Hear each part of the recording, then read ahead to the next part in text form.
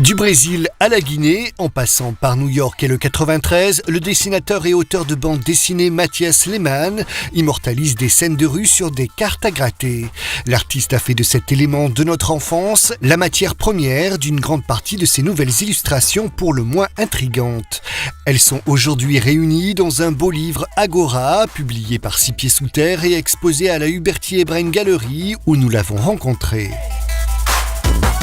Là, en l'occurrence, j'ai travaillé surtout sur de la carte à gratter blanche. C'est-à-dire que en fait, c'est un carton qui est recouvert d'une surface de kaolin, donc il y a une surface très lisse et friable, et on peut creuser à l'intérieur de cette surface. Donc moi, je dessine à l'encre de Chine sur des plaques de carte à gratter blanche, et après, je peux faire des retouches à différents endroits, affiner le trait, faire des effets de gravure. Après, il y a une autre technique qui est aussi de la carte à gratter, mais sur de la carte à gratter noire, c'est-à-dire que la surface est entièrement noire et après je gratte dedans, et donc ce qui apparaît en blanc, c'est ce que j'ai gratté. C'est un petit peu différent, peut-être un petit peu plus laborieux que la technique sur carte à gratter blanche, quoi. Mais en tout cas, les originaux d'Agora, c'est plutôt carte à gratter blanche, donc dessin plus grattage en gros.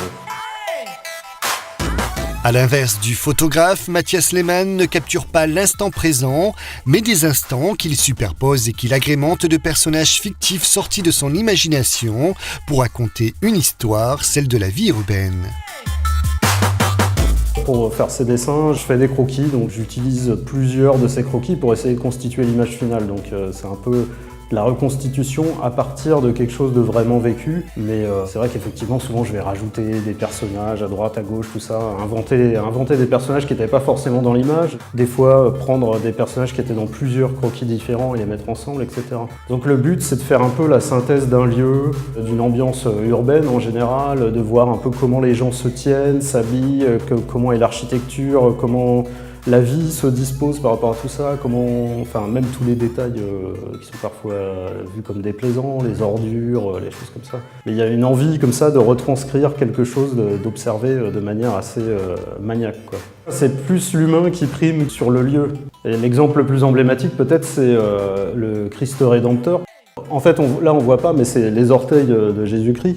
Et les gens sont en train de prendre la pause pour se faire photographier devant le Christ, etc. Et moi, ce qui me faisait rire, en fait, dans cette scène, c'est plus d'observer tous les touristes, les gens, qu'est-ce qu'ils font à cet endroit-là, et quels sont les rituels, en fait, qui sont créés autour du Christ Rédempteur. Le Christ Rédempteur en lui-même m'intéresse pas plus que ça, quoi. Mais là, c'était marrant, ouais, parce que bon, il y a tous les gens qui se font prendre en photo, puis en même temps, il y avait un espèce de gang, donc ça, c'est réel, hein, j'ai vraiment vu ça, un espèce de gang colombien, je crois, qui avait ramené un drapeau avec l'effigie de leurs camarades qui étaient morts sous les balles, j'imagine. Enfin, après, je me fais ma petite histoire. Et donc, ils posaient devant le Christ Rédempteur. Je trouve plus drôle de raconter l'histoire, qu'est-ce que les humains racontent dans un lieu, plutôt que le lieu seul. La plupart des dessins d'Agora ont été réalisés en France ou au Brésil, les deux pays d'origine de Mathias Lehmann. Entre réalité, symbolisme et imaginaire, ces dessins n'ont rien d'un carnet de voyage traditionnel, mais racontent davantage l'histoire de la rue à travers le monde.